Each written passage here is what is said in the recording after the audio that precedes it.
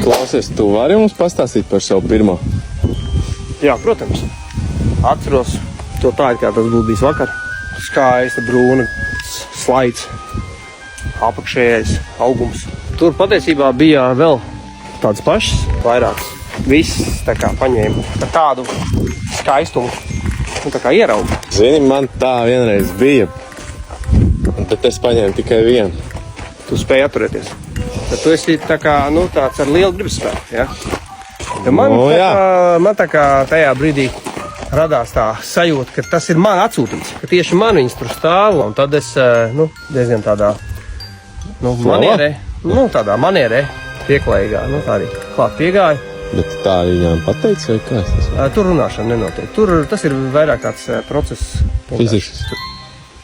Gribēju teikt garīgs. Tu jūti, tu sajūti, ka tas ir tev un tu esi tam?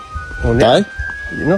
Tai, tām, viņas tā kā, viņām tas arī cikls ir jau noslēdzies tajā brīdī. Viņi zina, ka viņas, tā kā ir izdarījuši to, kas ir jādara. Un viņas tagad ir gatavas, tā kā, nonākt tur, kur viņām jānonāk. Un, tā kā, jā, es to saprotu. Jā, tā ir man tā pirmā pieredze.